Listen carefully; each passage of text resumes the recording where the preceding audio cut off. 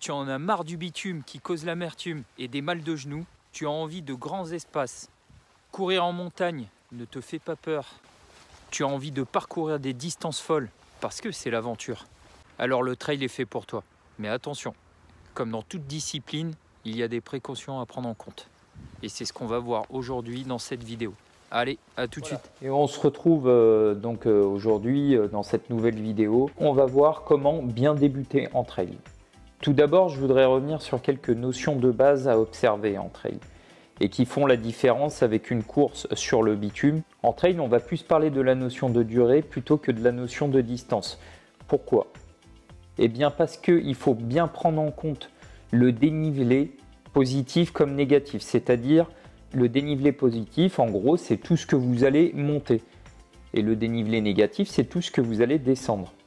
Donc là, à ce moment-là, on ne peut plus parler de notion de distance. On va plus parler de durée, puisque vous n'allez pas courir, évidemment, à la même allure sur une montée, sur une descente, que sur du plat. Tandis que quand vous êtes sur du plat, du bitume, vous faites un semi-marathon, vous fixez un chrono, vous respectez ce chrono. En marathon, vous fixez en semi-marathon comme en marathon, vous fixez une allure, ce qui va vous donner un chrono, et vous essayez de vous en tenir à ça. En trail, c'est complètement différent. Il va falloir prendre en compte le type de terrain. Si vous courez en forêt, si vous courez sur de la boue, sur des cailloux. Donc le terrain et le type de terrain, plus particulièrement, est aussi à prendre en compte.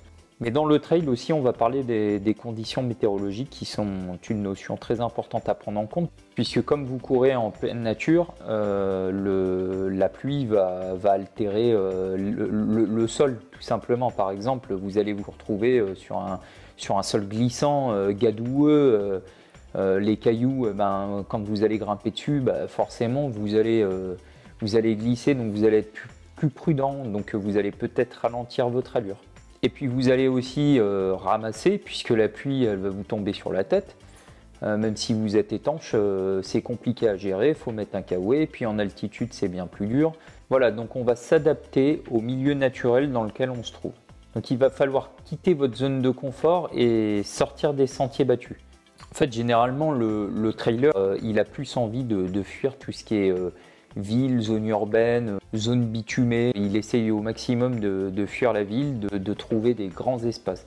Moi, je sais que ça me permet de réfléchir. Je vois ça comme quelque part comme quelque chose de philosophique, le trail. En fait, il faut savoir que quand on court et qu'on n'est pas vraiment dans l'effort, on va dire, parce que là, à ce moment-là, on ne pense plus à rien, mais on réfléchit énormément. Alors ça peut aller de la simple réflexion sur ce qu'on va manger, mais ça peut être des réflexions beaucoup plus profondes sur soi-même. Et vous allez me dire peut-être que sortir des sentiers battus, oui, c'est traumatisant pour les chevilles, pour les genoux.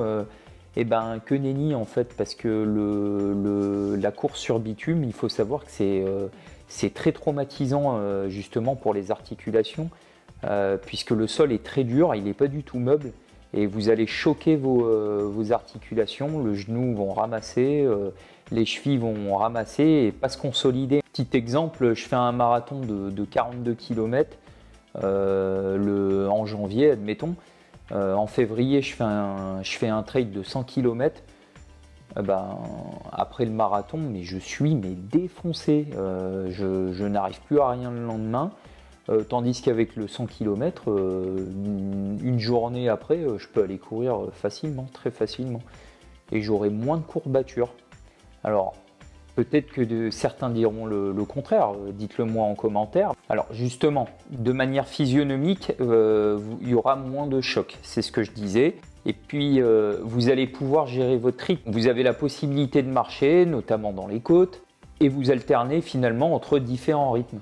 En revanche, le trail, à mon sens, il est plus traumatisant physiologiquement.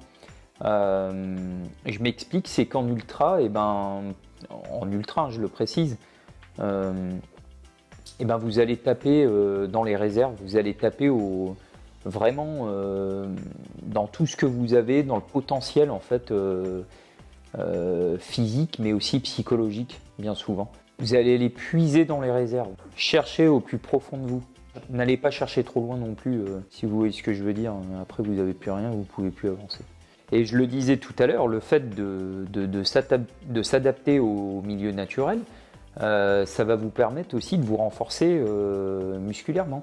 Et ça de manière très rapide. Et je peux vous garantir que vous y verrez les effets psychologiques.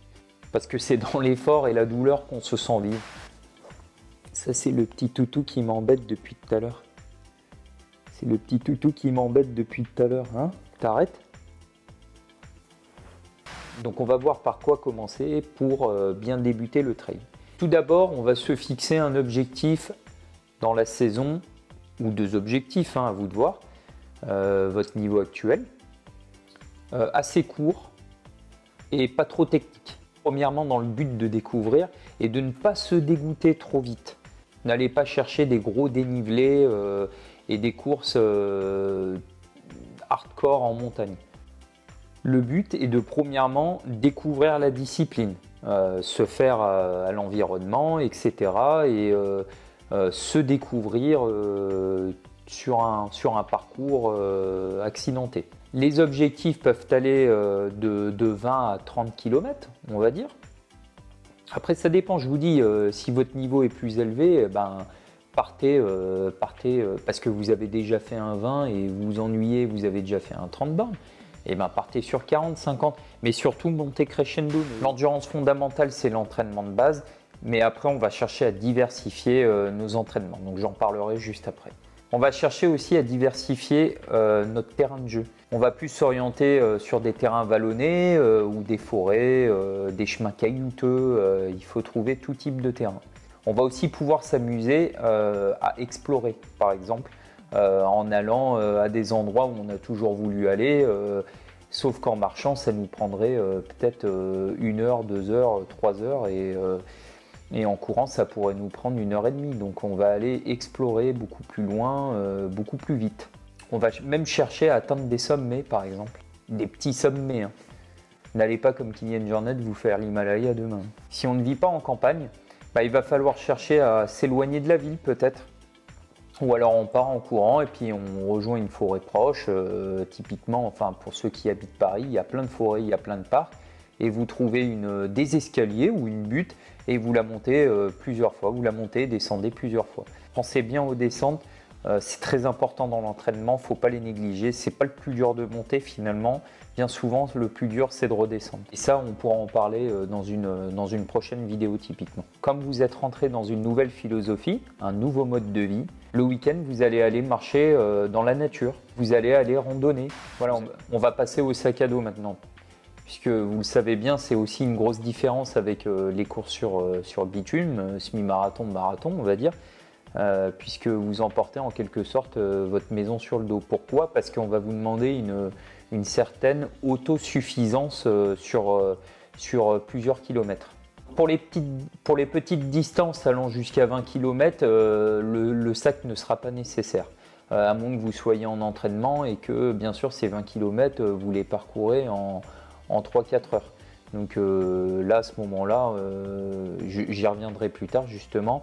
On mettra on mettra un emport dans le petit sac afin de se recompléter tout au long du parcours. Ce petit sac, il va être l'assurance confortable d'avoir à boire et à manger où vous soyez. À ne pas négliger si l'on souhaite s'égarer ou explorer. Vous aurez dans ce sac aussi de quoi vous courir. Je vous fais un petit rappel de ce que j'ai dit tout à l'heure.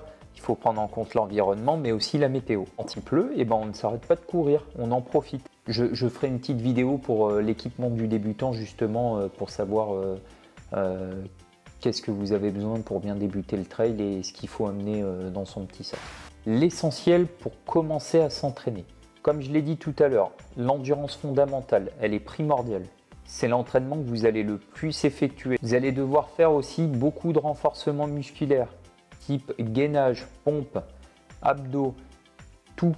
Il faut faire travailler l'ensemble du corps, full body. C'est très important. Il ne faut pas se cantonner qu'à la course à pied. Il va falloir réaliser ce qu'on appelle du cross-training, un entraînement croisé. On va croiser la course à pied avec le vélo, ski de fond l'hiver. Là, on est en plein hiver, et vous allez faire un peu de ski de fond, de la marche en raquette, c'est super.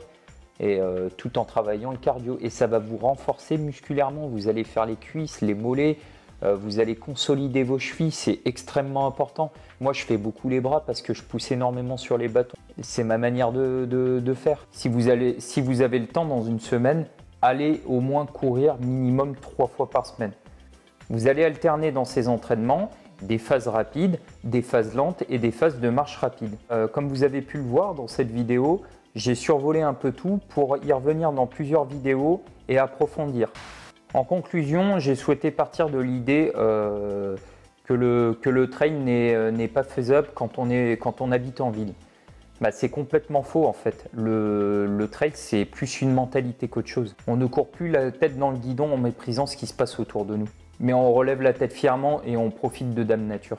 Pour moi, c'est une expérience qui se partage avec les gens que vous avez autour de vous. Vous êtes tous là pour un seul et même objectif.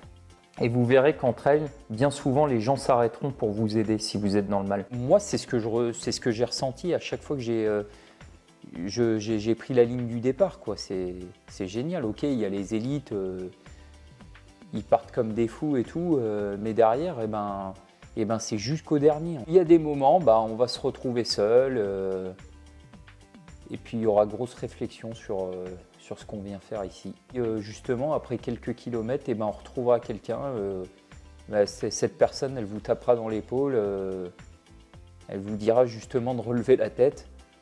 Et c'est ça qui est formidable parce que cette personne, vous allez peut-être l'accompagner sur quelques kilomètres, s'il court à la même vitesse que vous, et vous allez partager un bout d'aventure ensemble. Et vous vous retrouverez même, dans certains cas, à la ligne d'arrivée pour boire un coup. C'est ça qui est formidable. Et même après plusieurs heures, même après une journée, si ça se trouve, vous vous retrouverez sur la ligne d'arrivée. C'est génial. Voilà, c'est pour toutes ces choses que je trouve le trail en partie très philosophique finalement. On a vraiment le temps de bien réfléchir, de penser à notre vie. Moi, ça me fait du bien, ouais. Et je suis persuadé que ça peut vous faire du bien aussi. Je sais pas, vous êtes dans le bad et tout, vous fixez un objectif et c'est parti. En tout cas, merci d'avoir regardé la vidéo. J'espère que ça vous a plu. Et partagez les commentaires, je vous dis, ça m'aide à m'améliorer parce que là, pour l'instant, j'ai un tout petit matos et tout. Je filme derrière mon téléphone posé sur un truc. C'est un petit peu à l'arrache, mais bon, ça va venir. Hein, voilà. Mais je suis heureux de vous partager en fait mon expérience et vous allez voir, en fait, j'ai plein de conseils à vous donner. On approfondira. Là, c'était un petit peu léger, j'ai survolé un peu tout. Mais on approfondira justement dans des vidéos plus spécifiques qui viendront par la suite. Et j'ai avant tout envie de vous partager cette passion du trail parce que vous avez vu dans tout ce que je vous ai dit, en fait, ça transpire l'amour du sport et c'est quelque chose qui est très important pour moi. Ah oui, et puis, j'oublie, mais je voulais faire une petite parenthèse sur 2 personnes justement qui m'ont donné envie de faire ces vidéos. Bon, ça fait longtemps que je fais du trail, hein, mais ça fait peut-être pour certains 2 années que je les suis sur leur chaîne YouTube. Et c'est 2 types super. En fait, c'est Jean-Charles de la chaîne La Route du Trail et Jodé de la chaîne Jodé. Alors moi, je vous conseille d'aller les voir parce que c'est pareil. Jodé vous prouvera que tout le monde peut réussir. Et Jean-Charles de la Route du Trail, lui, il vous donnera plein d'astuces, c'est pareil. Allez, challengez-vous et entraînez-vous. Je vous dis à bientôt pour une autre vidéo sur la chaîne Au cœur du trail.